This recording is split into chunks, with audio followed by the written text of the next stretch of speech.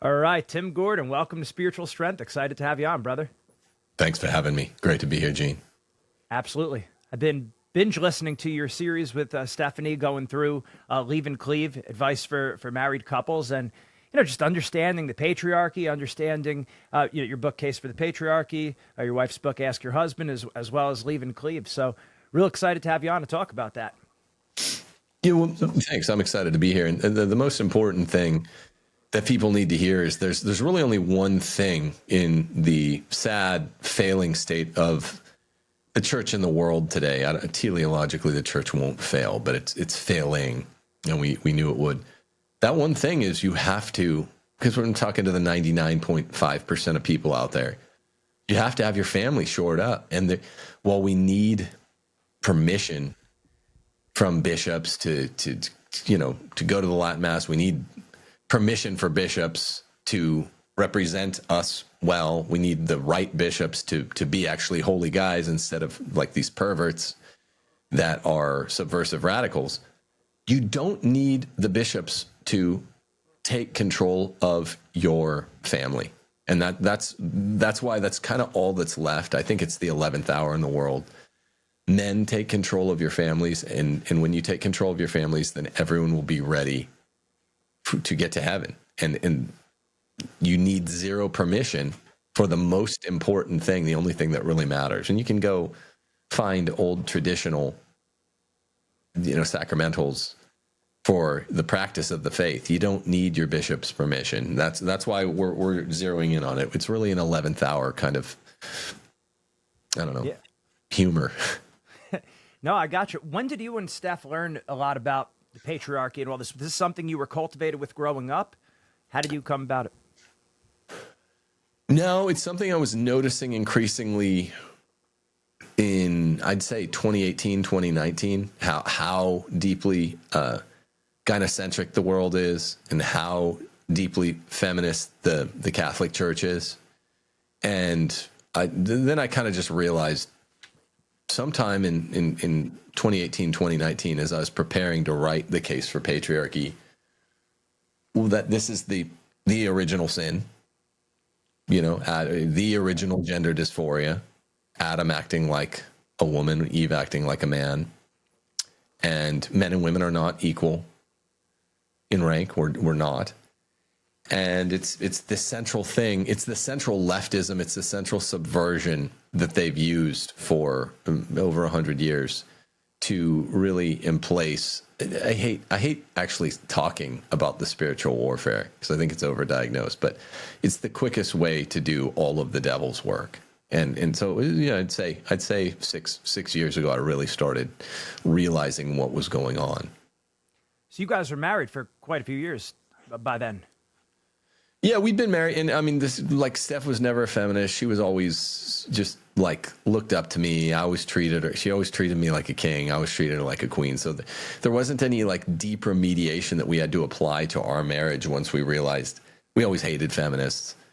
We always hated guys that were bossed around and henpecked and cucked by their wives. We always made fun of them.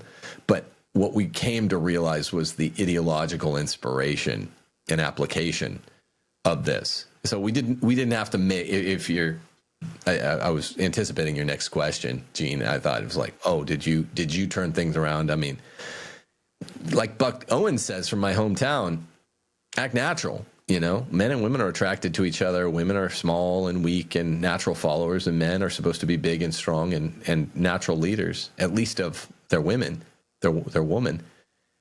And, if you just act natural, you get it. So it's not like you have to outsmart yourself to figure this stuff out.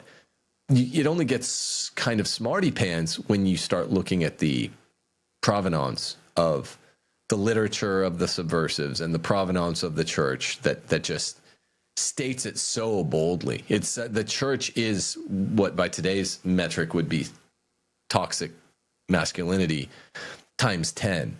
And it was that way really until the middle 20th century. So you have to be smart to sort of understand the way that the rehab and the diagnosis of the problem works. You don't have to be smart not to be a feminist, though. Right.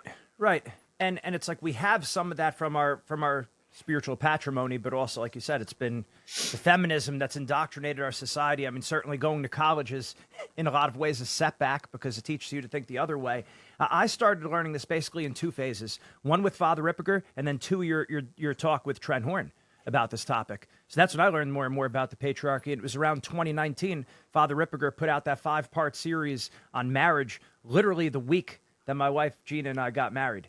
So learning about that, and then I think you and Trent Horn was, what, a year after that? 2020, 2021? No, Earlier? I did it. I announced on Matt Fradd's Pints with Aquinas show, I think in August of 2019, that I had undertaken the writing of this book. And then the next month, September of 2019,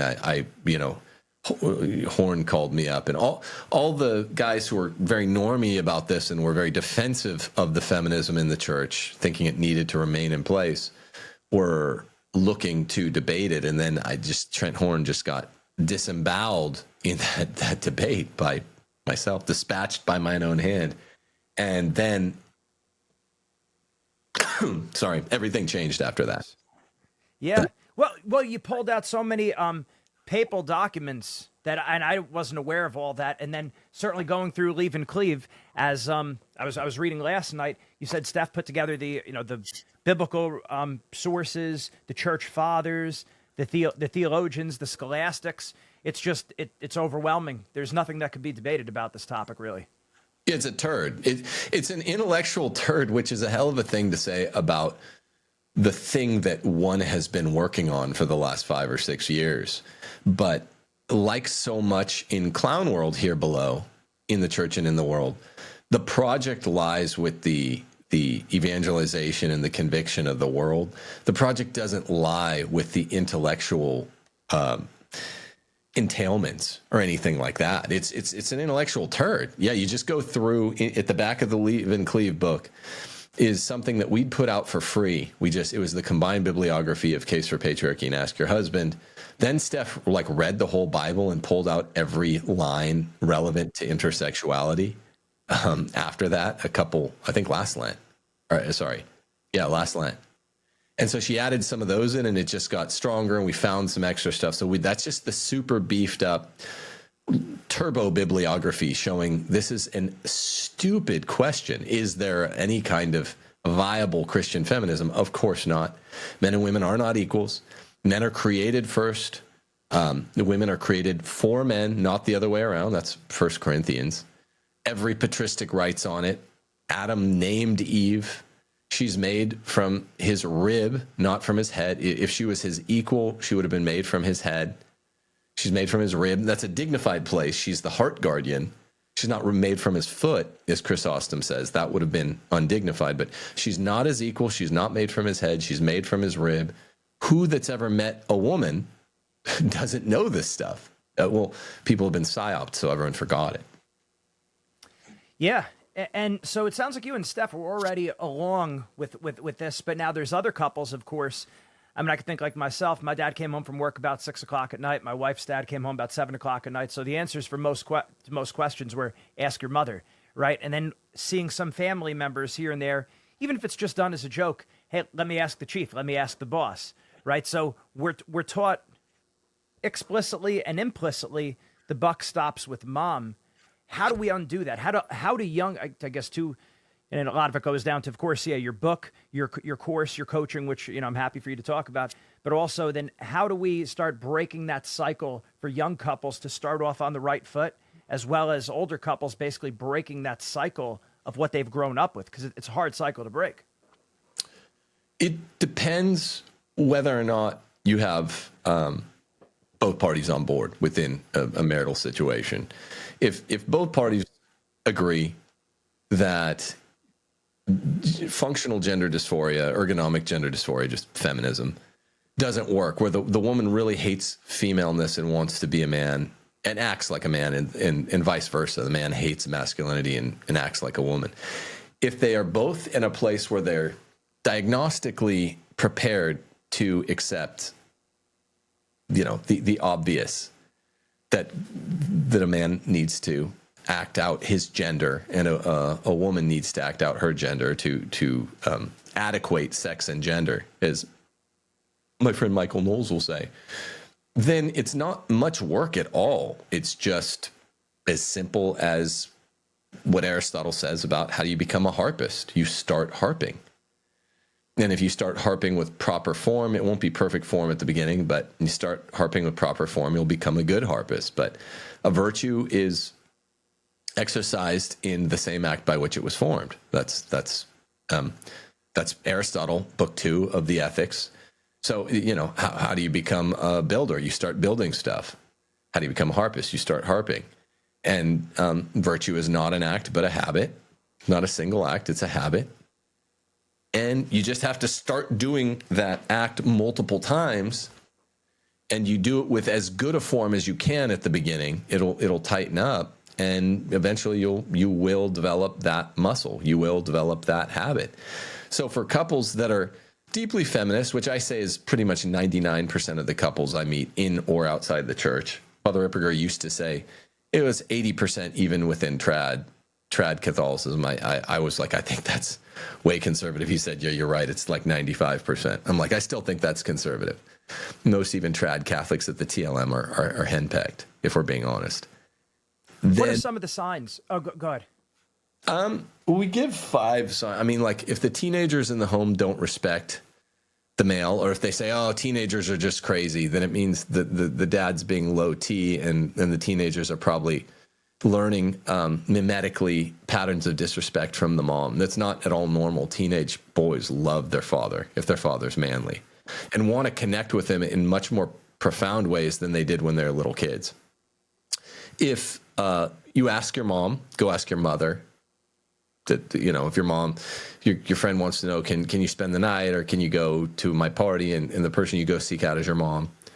If your mom's the main disciplinarian, not your dad. If these are some. A lot of it relates to the child rearing. It's just a perfect reflection of who's really the functional boss.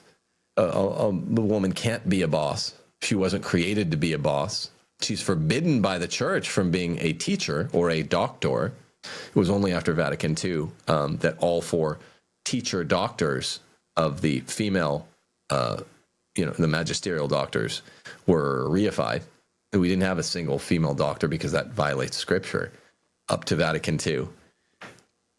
What are some other tells? I mean, does the woman does she disobey? I guess the most obvious thing, because reality hides in plain sight. The most obvious thing is, are there really fights? I mean, if the father husband isn't a hothead, and God willing he's not, there just shouldn't really be many fights. And I guess sometimes I'm like, you intone this pretty well. There's just not really any case for a Christian feminism.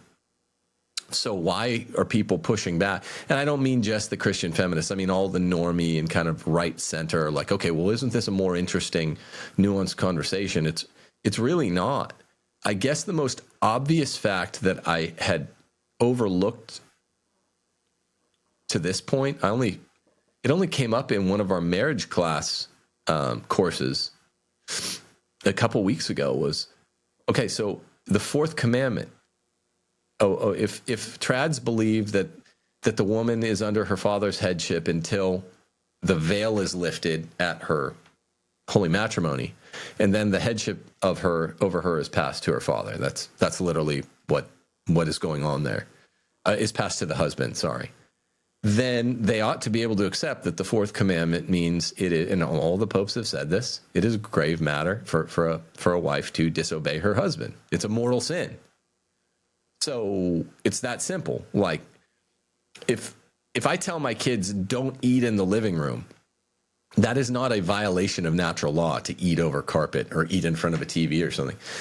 So it's not grave matter ipso facto, but it becomes grave matter if my kid eats there in disobedience of me. It's the same between a husband and a wife. And someone was like, well, I know, because you've been saying it for 5 years, Tim, that women have to obey their husbands. St. Paul says it really clearly in like 5 places in inerrant scripture. But that's not a mortal sin, right? I'm like, it's absolutely mortal sin, grave matter. I guess that's where I had been overlooking that there's all this statistical noise. All these people are like, well, you're not wrong, but maybe we're just disagreeing about whether, isn't that really a venial sin? No, or else the headship would never be secure. Yeah, so it sounds like it comes down really mostly to there should be a love, a deference, and respect when the husband, the father, speaks, both from the wife and the children, and the kids basically see that by modeling the mother, right? That would seem like the first thing, and they know that the buck stops with dad, and that's actually more important maybe than what about like the typical roles of the man managing the money, the woman changing the diapers? Does the husband, the husband always drive, or is all that stuff more open to the couple's discussions and what works for them, as long as it's understood that the man has the final say? Or should all those be in line too? Those other, maybe simple things. Well, I mean, the Book of Sirach says it's a shame for example, a woman to support her husband. It brings shame on the household. Catechism of Trent says it's, an evil to be avoided at all costs for a woman to even be going out regularly out of the house where she's not safe. So obviously there are malum in se evils that are to be avoided at all costs, like the wife, the married Christian woman working, avoid at all costs. It is an evil to be avoided at all costs, says Pius X. Absolute evil.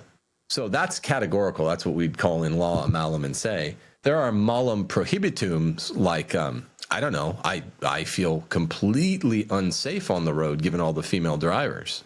You can go look at the neuroscience, the hand-eye coordination, the motor tests. Women are about 40% slower hand-eye coordination, and they're causing accidents. So that's not sinful for guys that let their wives drive. I'm curious what possibly could motivate such lunacy.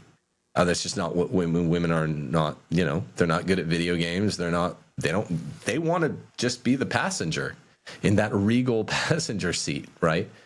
But I'm not saying that's a sin. That's an odd, prudential judgment in my view. But yeah, we have to get our heads around what being the ruler is. Prudence is the ruler's virtue, as Thomas says. So they can let their wives drive. I really wouldn't. I don't appreciate it because it endangers all of us. But that's a prudential sort of conditional evil. It's only really evil if they cause an accident, which doesn't happen every time a woman drives. But they're not in a position with their prudential judgments to encourage or allow their wives to work. So there's two categories there. There's conditional evils and categorical evils. Everything that's conditional is up to the husband. Right. So even things like, I don't know, like changing diapers or things like that, managing money, that's more the discretion of the couple. Sure. So long as it's under the headship of the husband's final say. Yeah, you don't incur sin. Now, if if a man is doing infant care and the woman is doing the yard work, or managing money, that's certainly gender dysphoric. And it's kind of like saying, is it what you're asking me is it a categorical evil, an absolute sin for a man ever to throw on a dress? That's really what you're asking me. And the answer is no. So there's something that happened a couple summers ago that's now called Diaper Gate on Twitter, where even a bunch of trads, because they are mostly feminists, got offended that a young woman called Mega, she's in our documentary, we interviewed her about Diaper Gate, said, men should never be changing diapers. They got mad. The feminist trads got mad at her, and I defended her. And I said, well, I mean, look, it's just a behavior, which was the defense that they had been undertaking. It's just a behavior. And I said, well, yeah, so is wearing a dress. It's pretty much an easy categorical claim. We don't have to involve sin. I don't think if a man goes and privately puts on a dress, I don't think he incurs sin the moment he fastens the straps. That's not how that works. Nor is it strictly speaking a sin for women to do things that aren't prohibited, such as working. But for a man to change a diaper, or a woman to balance the checkbook, or make a financial call, or to drive a car. But it's certainly gender dysphoric and to be avoided in this man's strong prudential judgment. Does that distinction make sense? Sure, sure. And then how about raising a daughter where, they weren't, most women weren't taught this. Most men weren't taught this, obviously. But now you're trying to raise a daughter in a feminist culture to teach her that she's going to need to submit to her husband. And I know you and Steph said this many times about that that's the most important decision she'll ever make, who her husband's going to be. But teaching her apart from modeling, having that a conversation or series of conversations with her that this is going to be your role, and even if society or college is telling you one thing, I mean, should a woman even be going to college? I guess those are some other questions too. I mean there's no category. There's no exact. Sending your kid to a cardinal, your female offspring to a Cardinal Newman school. I mean, I have 6 daughters that they're very well educated. They all are learning Latin and algebra in 5th grade and all kinds of, homeschooling's awesome and it's fun. And we're just really close and have nonstop fun. And they're really well educated. Are they going to be going to college? Most of them probably no. There's no point. The only real point in going to college is if they haven't met a good young man at that point. Or of course, if they want to be nuns, we encourage that as well. But most people are called to marriage. It's just the ordinary way. When you hear hooves, think horses, not zebras. So, yeah, I'm not here to tell people to. I've also written, my 4th book is called Don't Go to College. I'm even telling most men not to. But the vast majority of women know people should be trying to meet their future spouse before what would be considered college age. And the only really viable Christian reason that you would send a woman to college would be to meet her husband. Hopefully you've homeschooled her so she can homeschool her kids and pass on the intellectual perennial traditions at home.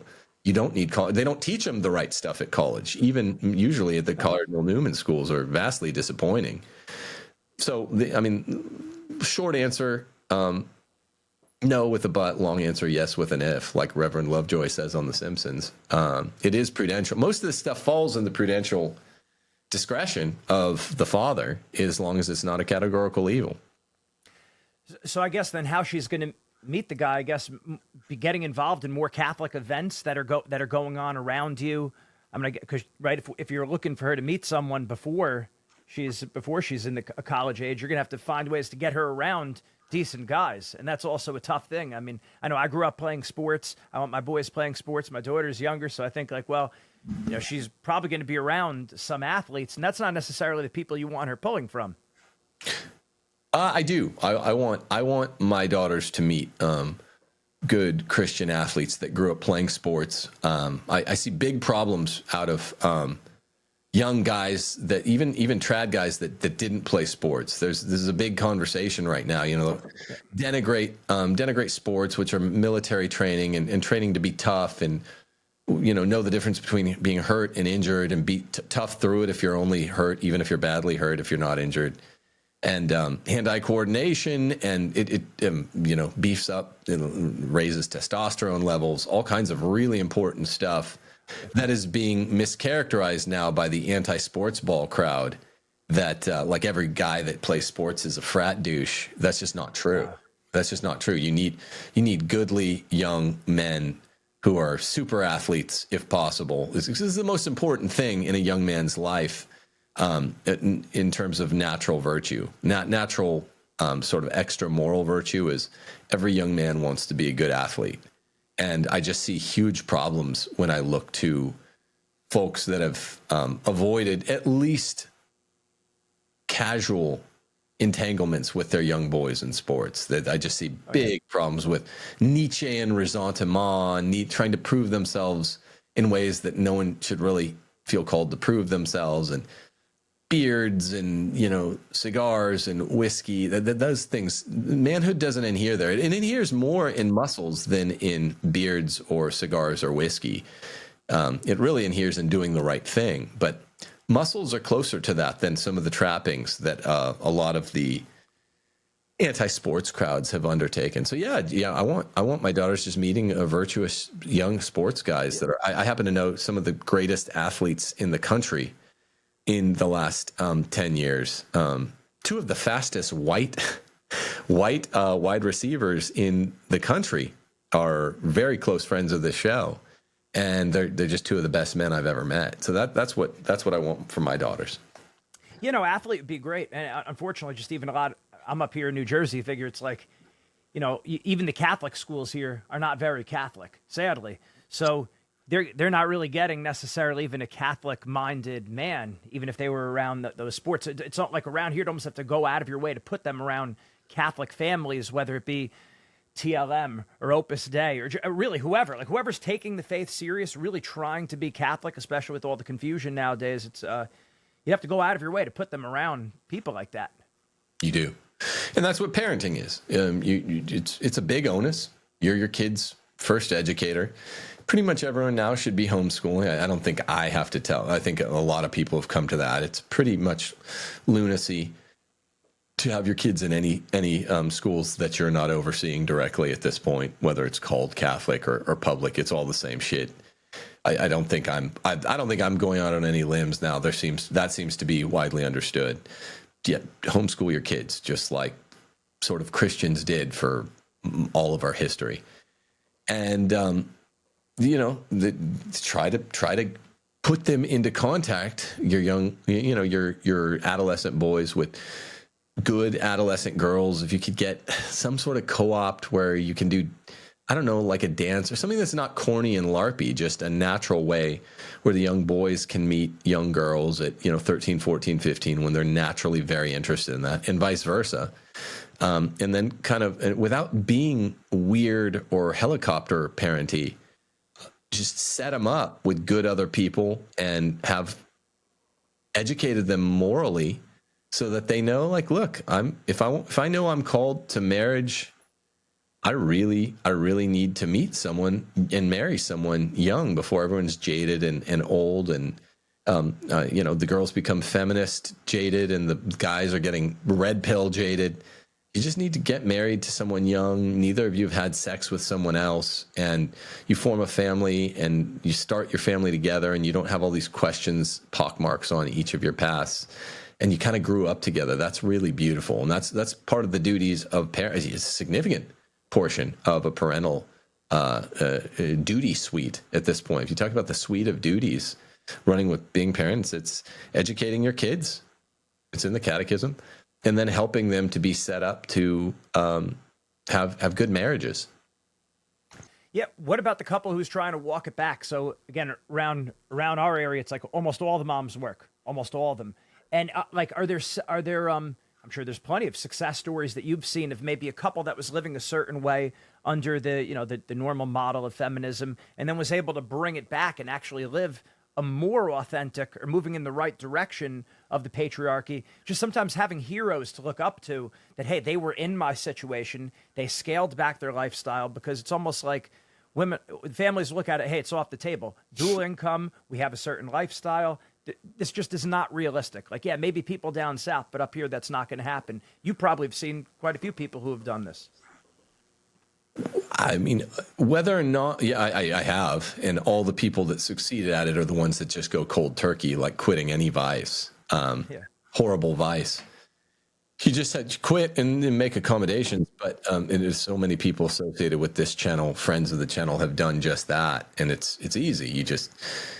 What people have to get really clear about metaphysically what's going on. What's really going on is just the second income goes mainly toward childcare. So you're not bringing in that much extra money anyway. It goes 50 to 70% toward childcare, because you're abandoning your children to go,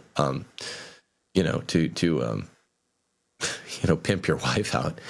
And so getting rid of that second income to keep your wife at home is not such a radical fiduciary proposition. You're just going to have to, maybe have only one car. You don't need two cars if you don't have a second person working. Like, people have that realization and like, wow, we can do grocery shopping on the weekends. And Steph never worked when I think she worked a part-time job when we were engaged or something, or maybe the first year of marriage, worked at our friend's place for 10 hours, but she never was a career woman, never wanted a job. It's horrible. It's awful getting a job. But Well, I do know I lived in the most expensive state until just 4 years ago on a teacher's salary with, I have 7 kids now. I had 6 kids before I came here. And, we went on a vacation every year and, we rented a house instead of owned it. But I mean, we just, we sometimes had only one functional car. Sometimes it was two. You just get what you can. And if you say, okay, we have, instead of $150,000 a year, we have $80,000 a year, and let's just budget from that. I guess people just don't know how to make budgets anymore, but you don't need 6 figures to like survive. That's nonsense. And it's cope and it's rationalization that people self force feed because they want, 8 TVs, which they figure they can get from that second income. So if you're serious about Christianity, cold turkey, get your wife out of her job, get her at home. She'll be happy and safe, which she is not if she's getting up early and driving to work every day. Women are bad drivers. They're sexually harassed at work. 85% of marital infidelity takes place in the workplace. She could be, forming unholy attachments. And it's depressing her and giving her functional disorders like interstitial cystitis, IBS. Women have all of these things since they went to work in the 1970s. And there's this great sociological report by Wolfers and Stevenson that it's called the paradox of declining female happiness. They went to work and they get sadder and sadder every 5 years since 1970. It's not a paradox. It's a phenomenon, meaning it makes sense. It's not a surprise. Women weren't built to do labor, and they're really depressed, and they have diarrhea because they're forced to go to work. It just makes so much sense. It stuff's all really obvious, bro. Yeah, no, it makes sense. I think it really comes down to making the most important thing is making the most important thing the most important thing, right? And if the principle of subsidiarity, our main goal is to get to heaven, right? So I have to get myself to heaven. You get married, now you got to do all you can to get your wife to heaven. You have children, you got to get them to heaven. So that's got to be priority number one. And it's a heroic act. There's a real heroism there to say, no, this is the most important thing, and we're going all in. We're pushing the chips all in. So we're going to live this way, because how can you get that if your own house is not in line? That's what Christianity was. Yeah. Whatever the gospel is, I'm going to go do it. Like always push all the chips all the way in. If Jesus says you can't look at other women or else it counts as adultery. We're not Jews. Remember when Dennis Prager was like, "Oh, you can look at this or that." That's different from that. Well, we're not Jews. We have a much higher standard than the Pharisaical Jews had. They're allowed to get away with all this stuff. That's why Jesus rejected them. Their standard was too low. Right. So I just thought, if Jesus says in John chapter 6 that the Eucharist is the real presence, which he does, then I just thought we're like, okay, I'm all in on the Eucharist is real presence, right? I mean, what are we doing here? If like every pope of the 20th century said this feminism evil is encouraging women to go to work and disobey their husbands, and it's evil. Every pope of the 20th century said that, addressed at least one of those two things. Most of them addressed both of those two aspects. And the Bible says a woman has to submit to her husband in all things, calling him Lord. And it says that in 8 places. The New Testament says it in 8 places. Why is this complex for people? I mean, I get that people are incontinent, not like they have diapers, but I get they don't want to do the gospel. But it's just funny to hear them on Catholic Twitter going at Protestants over like John chapter 6. Oh, you don't believe in the real presence. But then there's like many more passages. That's one place where it's really clear in the New Testament. There are like 8 or 9 places where it's like wives cannot be doctors. They can't teach. They can't be. They have to submit to their husband in all things. Women were made second because they're lower than men. They're dignified. We have equal dignity, but they're lower in rank than men. They need to get one husband and serve him in all things. She is his helpmeet. It's just, it's just being a Christian. You have to do what the gospel teaches. Exactly. And then when you see the overwhelming, like you said, it's the magisterial documents, the fathers, the Bible, and then you just say, well, are you Catholic or not? Do you believe this or not? And it basically becomes a pretty binary choice. Are you going to live this way or not? So what would you say are some of the best resources to look at to help put your house in order? So both, what do you do? What are you doing? And then also some other resources that you would recommend people look at so they don't fall into, these feminist traps. Well, I mean, the only place where I know that it's all collected is our what we call our Just the Sources document, which is just all of our bibliographical entries. We're like, you don't have to buy my book, Case for Patriarchy, or Steph's book, Ask Your Husband, or even Leave and Cleave. But we did put all of the bibliography for that at the end of Leave and Cleave, our new book on really how to do this. I think we might have that on timothyjgordon.com, the not Leave and Cleave, but the Just the Sources document, which has all that magisteria co-located. I think we might have that for $5 still. We should really take it down because buy the other book. It's even a more comprehensive list there.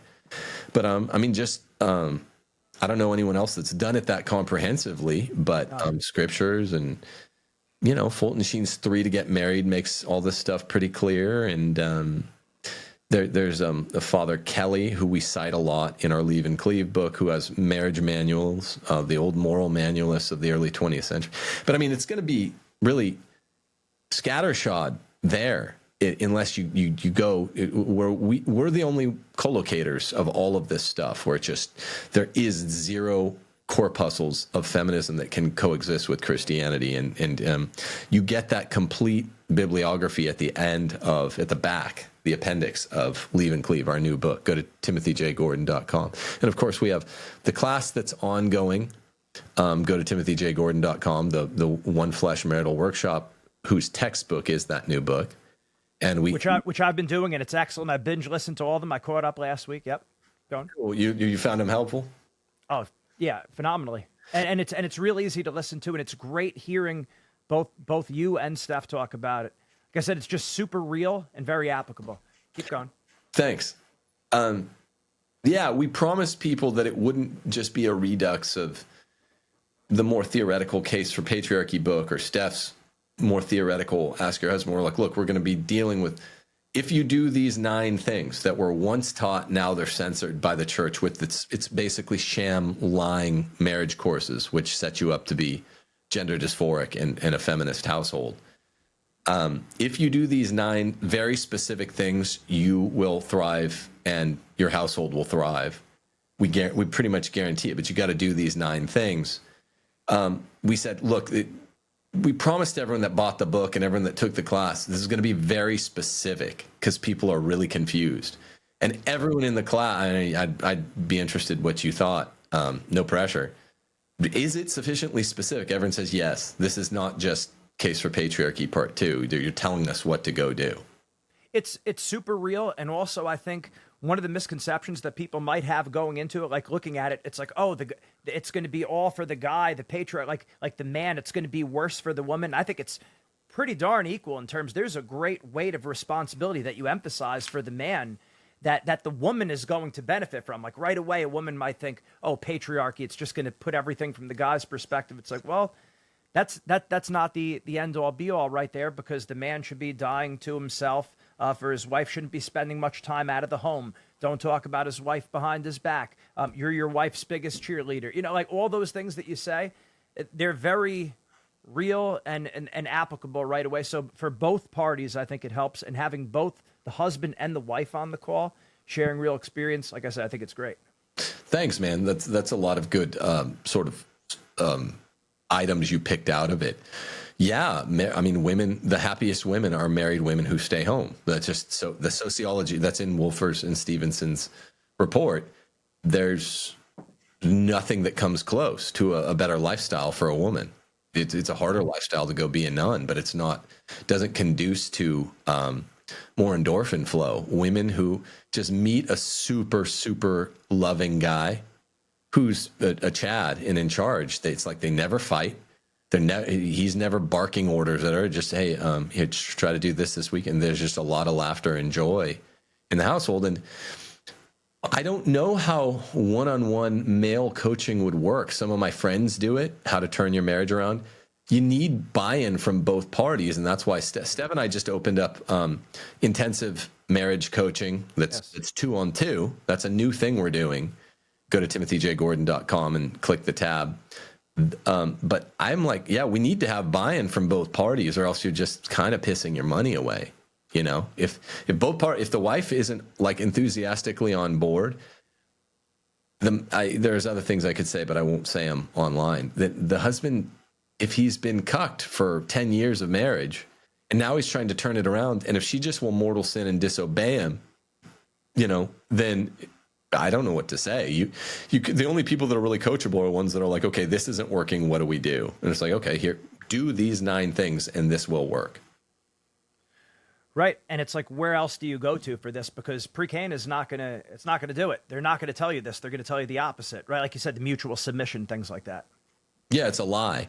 The first 2 videos in, not Ascension Presents, what's it called?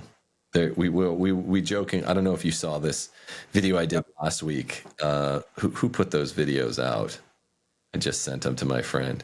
Oh, they're called Better Together, Marriage Preparation by Dynamic Catholic. They have like seasons of like little 5-minute videos by couples. The first season's first video is a guy, stay-at-home dad with his wife. They're heinous. It's awful. The second one is a guy, basically almost the same story. They both were in school together, and it's, you know, go for each other's dreams. And it's all just about bi-careerism. So the church has stood down. I mean, not the formal magisterial church, but the church in its teaching capacity has stood down on this. They are done temporarily with teaching the true gospel. They are pushing a false gospel on this question, and it's the most important question for getting 99.5% of the Catholics out there to heaven. So just do the opposite of what they tell you, pretty much. Yeah, the functionality of the home. You might hear different things about how to listen, how to, you know, take care of one another. You get some good points here and there, but not the functionality and the divine the constitution of the home, which is how do you operate functionally if you don't have that, especially when we've been taught the complete opposite. Right. So no, it's real important. So again, thanks a lot, Tim. Really appreciate it. We'll send people your way. Any links you want me to throw in the show notes, happy to do it. Just let me know. All right. Strongly recommend the book, not just the book, but all the books. Great information. I could talk to you about, like I said, about a dozen different topics, but it's good that we leave it here. So Leave and Cleave, of course, the case for the patriarchy. Ask Your Husband. My wife started reading that. She's liking it. So she just started with all of it, and strongly recommend people take your course and the coaching. Appreciate it. Thanks, man. I mean, it's kind of fun stuff to talk about, but I am by nature, you know, I am by nature a scholar, so I like talking about other stuff. I like talking about my book, Catholic Republic, more, or even the Investigation for Don't Go to College more. And, you know, I was still kind of tooling up a dissertation I left behind when I left Rome. So there are other things I'd kind of rather talk about, but this is the most important thing. And it's not boring to talk. I enjoy the kinds of things we mentioned here today, but it's also just once you get it, it's so obvious that, this is not what I started the channel thinking I would do, or you know, people that found me through Taylor Marshall's channel. I thought I'd be talking about 4 or 5 other things, but it's for the time being, it's become the primary pillar of my social media presence. And so be it, because people need it. So if you need the coaching, go to timothyjgordon.com. That's more intensive.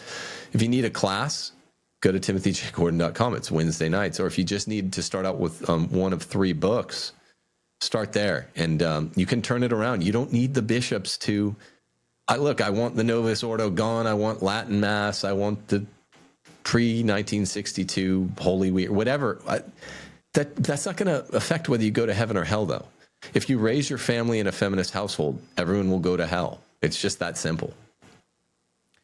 Yeah, it's just being heroic. Be a heroic Catholic, which means pushing your chips all in, not being afraid, because this is what the church has always taught, and just being willing to look at it from a different point of view, which is the only point of view. I mean, a woman will break her back to please her boss and be dead afraid of, hey, why not please your husband, who actually has a selfish interest, not even just the supernatural interest, but a selfish interest to make you happy, which I know I've heard you say quite a few times. It's a great point. Yeah, you put it more succinctly than I have there, but yeah, it's stupid when people, I mean, final thought, if folks are willing to entertain serious talk about this, then it's the most obvious thing in the world, and they're going to turn it around, and just have great married lives. And all of a sudden, Moon Beasley complex is no longer a thing, where marriage looks horrible to all the young men and women in society, and they just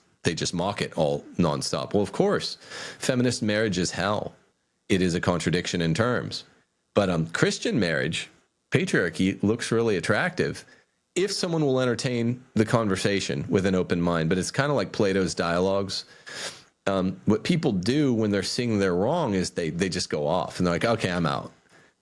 I don't have anything more to say. And then ironically, they'll call me some name or something. It'll usually be precisely what they're doing. Like, well, you're just closed-minded, I'm going to leave. I'm like, no, stay and just let's continue doing the math and get to the bottom line of this algebra problem. And they're like, no, I don't. And then they'll somehow pretend that it's not them ending the conversation. People that end the conversation all end in one place. This is not quantum theory. It's not interpretive. Like you said, once you look at just everything the church has ever taught before Vatican II, it's completely clear. And even after, as you point out in the quotes there, the magisterial quotes after. Even a lot of magisterial quotes after, even Paul VI, John Paul II. John Paul II was kind of schizophrenic, as on a lot of issues. He'd say both things, kind of the way Francis does, actually. But yet all the popes of the 20th century opposed feminism. Just some of them started ushering it in as they opposed it. And you'd be obligated to interpret what they say there in light of tradition, so it swings you right back to where you were to begin with. So precisely. Awesome stuff, Tim. I really appreciate it. And like I said, we strongly recommend everyone take a look at all your resources, not just the Leave and Cleave and the marriage and the patriarchy, but especially now. That's what people need. So thanks again. Yeah, thank you, man. I'd love to come on again and talk about some of the deeper dive stuff, but this is more important. For sure. Take care. You too, bro.